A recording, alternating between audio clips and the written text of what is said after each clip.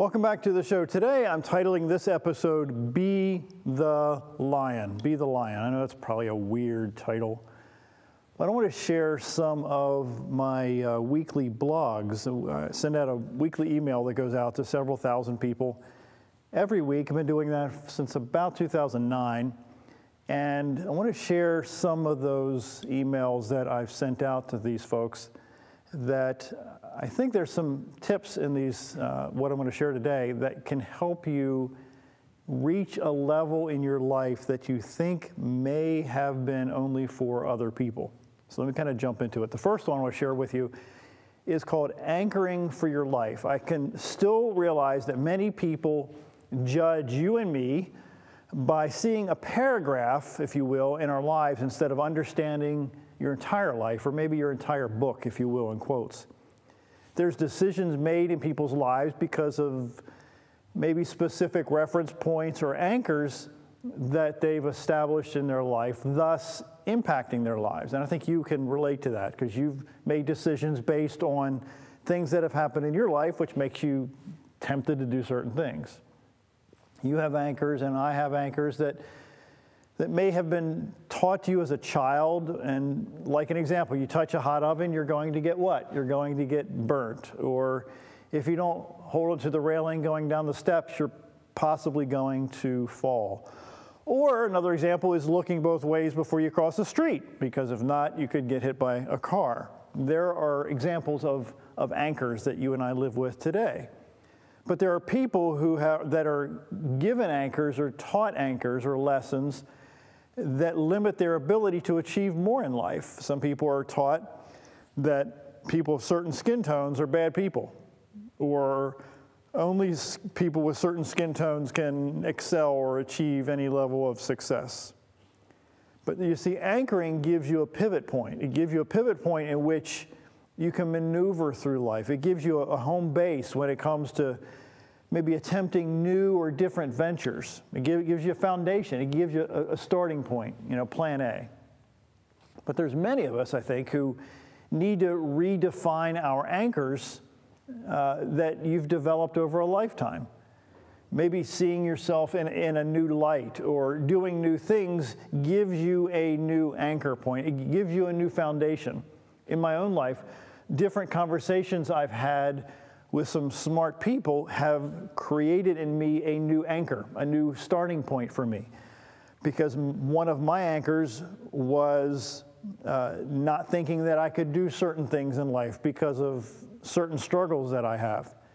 So having these meetings and having these conversations with certain people have redefined some anchors in my life that have given me a springboard to do things that are different and I think pretty extraordinary.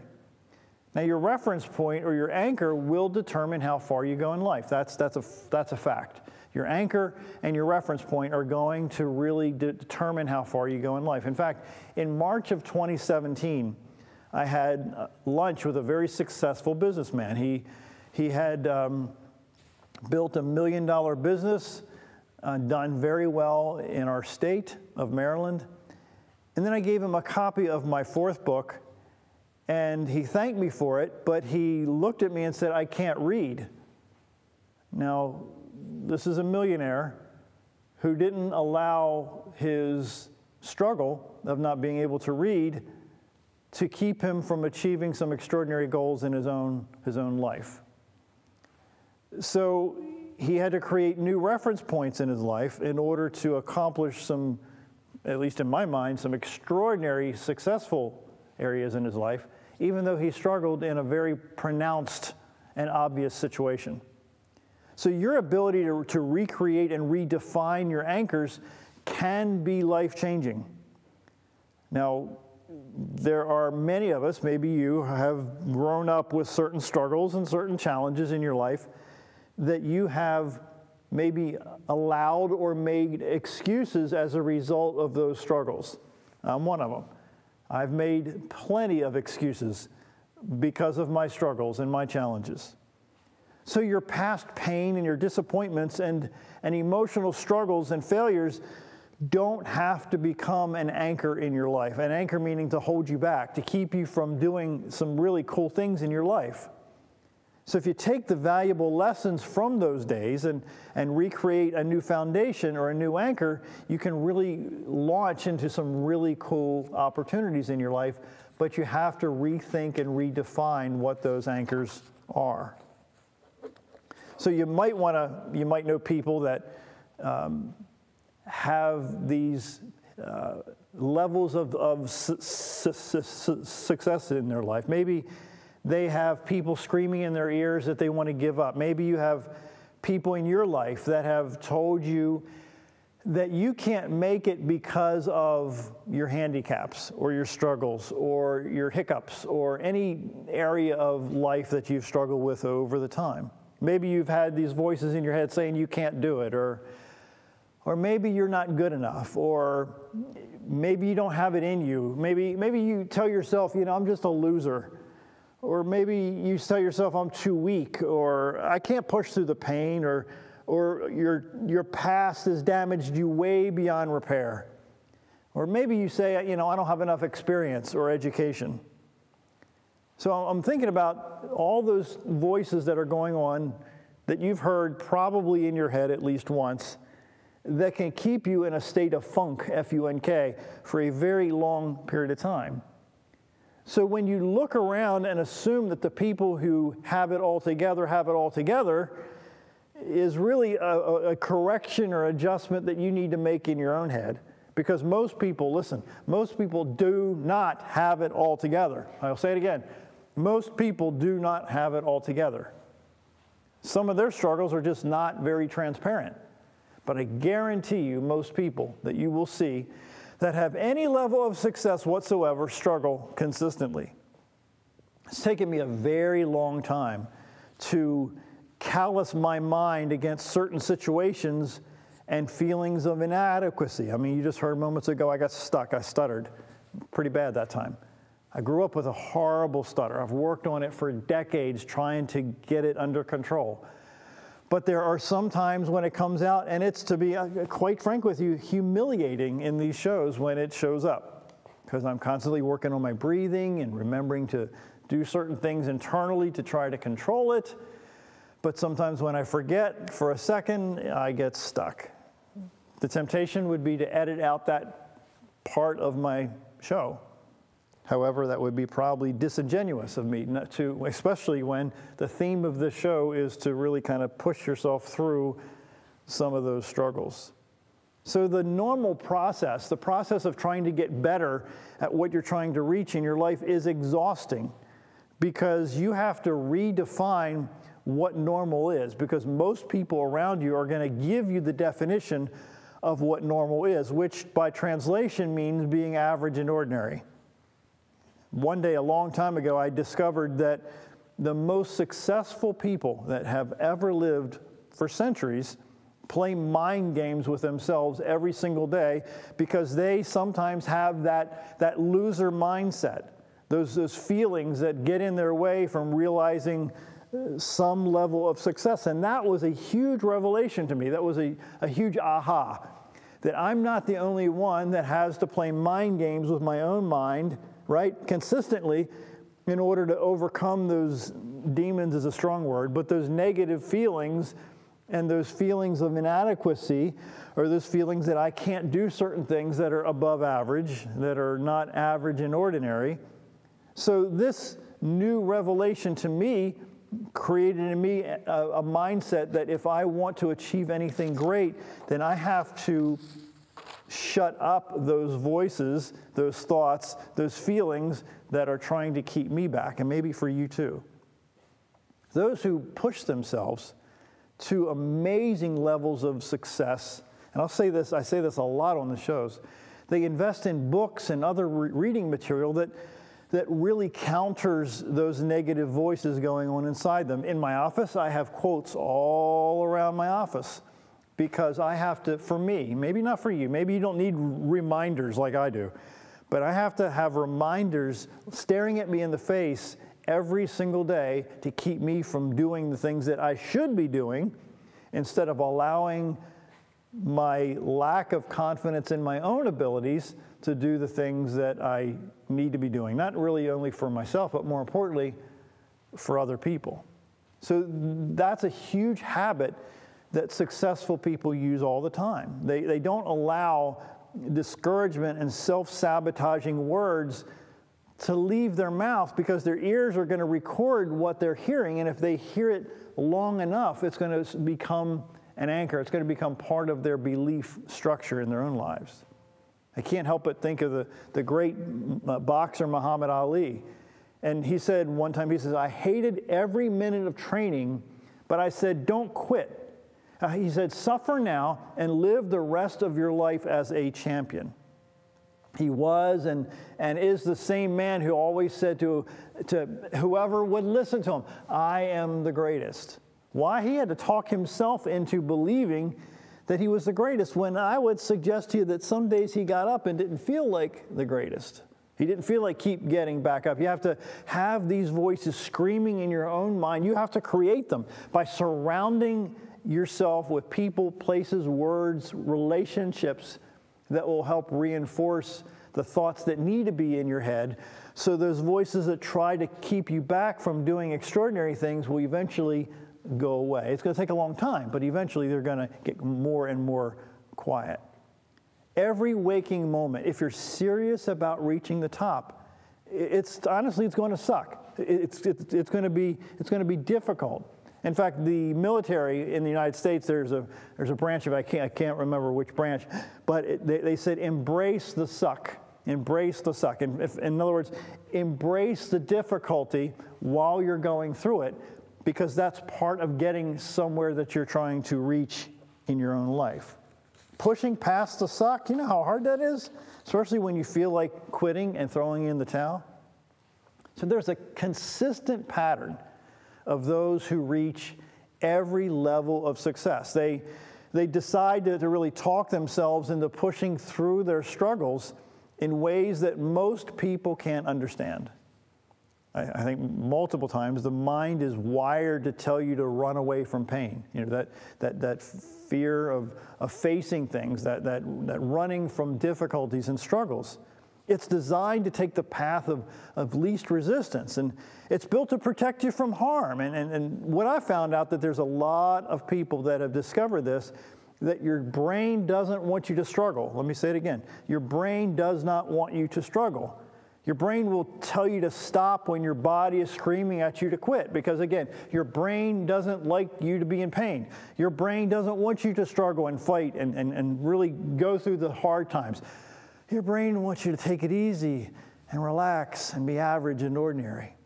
You see, your brain will keep you from massive, massive change in your life. The successful people, however, they force their bodies to override their brain. Let me say it again. They force their bodies to override their brain. They ask themselves, do you want it bad enough? Do you want it bad enough to push you through the pain of the struggle and of the fight? Yeah, you're supposed to. In fact, there's multiple times when I'll be at the gym and I'll be doing a bench press, and I'm getting maybe done 20 or 25 of them, and I really want to do another 5, and I call over a friend or a gym mate. I said, would you mind just yelling just to push, push, push? I needed somebody else in my ear to say, John, push a little more.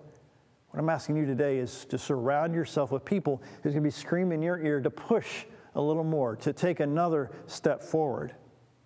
The greatest of the great have the same voice in their head telling them that they've done enough, that they can stop. They've gone far enough, but they understand that there's the slimmest of margins between number 1 and number 2. Think about that a minute. There's the slimmest of margins between number 1 and number 2. In some sports, it could be a fraction of a second between number 1 and number 2. And the difference in prize money is 10, 20, 30, 50 times more between number 1 and number 2. So what's that going to mean for you? You're going to have to decide if you're going to be number 1, or you're going to settle for being comfortable with being number 2, 3, 4, or 5. So the intensity for those who want success is not for the weak. It's not at all. In fact, it's not for those who it is for those who do the hard work, and whether they feel like it or not. I mean, most days I don't feel like going to the gym now. I mean, there was a time when I couldn't wait to get to the gym. But these days, it's a challenge to get to the gym. Once I'm at the door of the gym, I'm fine. But to get from where I am to the gym is some of the most difficult miles to drive. I think that's a metaphor for sometimes what you go through too. Once you get where you know you need to get to, you're glad you got there. But getting there is the hardest part. So for me, I've scheduled it. Many days I'll have it on my schedule to the gym because I know that if I don't schedule it, it doesn't get done. So what you schedule, typically, for most people, you get it done. When you write it down, when you write out your daily agenda the night before, this is done by really, really smart people consistently. Write out your schedule the night before, and you're going to find that you're going to be able to get a lot more done in record time.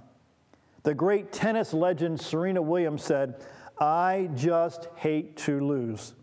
When I am on the court, it is like my life depends on it. I really think like a champion is defined not by their wins, but how they can recover when they fall. With a defeat," she says, "when you lose, you get up, you make it better, you try again. That's what I do in life.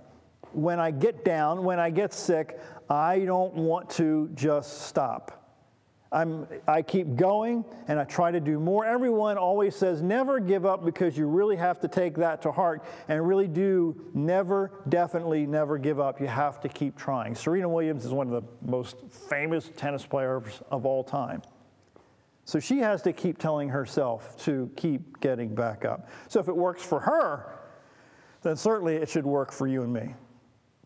The successful understand this ancient saying, quote, "better to give than receive." They understand that life is about giving so much of them that their focus is on looking for ways to serve other people. They strive to leave life better than when they found it. That's another why that frankly has helped me through some very tough times. And that is I took my focus off of my struggle and on the struggles of other people and trying to make a difference, maybe even the smallest difference in all of the other folks' lives, which gives me a reason to get up to keep doing the things that I need to do every day. And I wonder if that's the same for you. If you reframe what you're going through a little bit and create, and maybe you even have to manufacture a why that's bigger than you, it gives you that oomph, that courage, that energy, that step, that charisma to do what you need to do even when you don't feel like it at all. So you got to push yourself past that comfort zone. And that comfort zone feels so good. Oh my gosh, have you ever been in a comfort zone? I used to, when I was a kid, I was taking piano classes, and my teacher, her name was Phyllis Davis, and she would always push me to do things that very frankly I didn't want to do. I can't remember how old I was, maybe 11, 12 years old. And she was trying to teach me certain techniques and certain ways to play the piano, but I wanted to go back to what was comfortable, because what was comfortable was comfortable. I didn't want to change to do things that were uncomfortable. And then she gave me a huge why, which gave me the motivation to learn new techniques on the piano. She said, "John, if you do this," I'm not going to get into the details of it, but if you change this and learn this technique, then it's going to make your job to play the piano a whole lot easier, and it's going to sound less choppy. I'll never forget those words. So she created in me a why that was bigger than my excuse that I didn't want to learn a new technique. She gave me a why to say, if I learn this technique, then it's going to make my job easier to play the piano. And now I still use that same technique 30, 40 years later. What I'm asking you to do is sometimes you have to decide. In fact, Will Smith, the actor, producer, rapper, he says, make a choice. He says, just decide what it's going to be, who you're going to be, and how you're going to do it. Just decide. You know, your brain is your worst enemy, or it can be your best friend. If you choose to develop daily, again, if you choose to develop daily, and those habits for your life can really push you past the 99% of people who will reach levels of success that maybe you can't even imagine. If you choose to silence the feelings that you have done enough, and you'll be able to reach those goals in record time, because you're never, if you're really trying to reach some level of success, enough is really not part of the equation at all. Dale Bronner said one time, he says, walls protect and bridges connect. Again, walls protect and bridges connect. It got me thinking.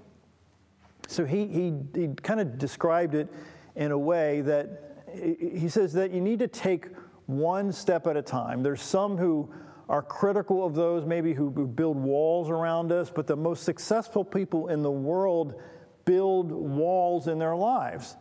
And those walls are intended to do really a few things. One kind of wall is to protect you from the negative people in your life, right? Those who don't know that they don't know. And I've shared that multiple times in shows. And they throw darts of negativity at you, and they lie, and they throw discouraging words in all directions. This type of wall may seem to be to build maybe with reinforced concrete, and that's exactly what successful people do. In fact, many successful people I read about, they choose to not hang around certain people because they know that it will slow their progress in a lot of different ways. So there's another wall that successful people build. That wall is the wall of experience. These people take the lessons of their mistakes and their successes and create a wall that reminds them to keep getting back up. They, in essence, really wallpaper this wall with images of what they want to accomplish and really what they want to overcome. Walls are powerful, but if you and I only build walls, in time, we'll become weak and we'll stop growing. But the most successful people build walls and bridges, as Dale Bronner suggests. He said, and I've studied this over the years, the bridges are relationships, and they're twofold. The relationships they build, they give, and they also receive. One type of bridge allows those who are successful look for ways to give back and pay it forward. That's one of the reasons why I do these shows, is to give back and to pay it forward. That is, for me to be a funnel, if you will, to share information that I have learned and are still learning. So the next kind of bridge is one that connects to people who are much smarter than you and I. You have to build these kind of bridges if you really want to get anywhere fast, because you don't have to reinvent the wheel at all. You can't assume that successful people will seek you out and unload their wisdom on you. You have to seek them out by reading their books, by scheduling meetings with them, going to their seminars, watching their talks on YouTube. What I found out that it's amazing is when you build these bridges and learn from the very best people, and you find out that these people also have built bridges over the years with people that are smarter than them. This can build a synergy that's way beyond your imagination. So the energy and the passion that's created from these relationships is really mind-bending. So these people then can become a part of your tribe. One of my favorite authors is named Seth Godin, Godin. He wrote an amazing book called Tribes, Tribes. He said, quote, "Heretics must believe. More than anyone else in an organization, it's the person who's challenging the status quo, the one who is daring to be great, who is truly present and not punching a clock, who must have the confidence in her beliefs." Can you imagine Steve Jobs showing up for a paycheck? It's nice to get paid. It's essential, however, to believe. So the bridge builders know that they must build with integrity and consistency and attention to detail. If there is anything I'm still learning, it's the power of consistency. Because if you stop and start, you're never going to get anywhere fast. Anthony Robbins said one time, it's not what you do once in a while that shapes our lives, it's what you do consistently.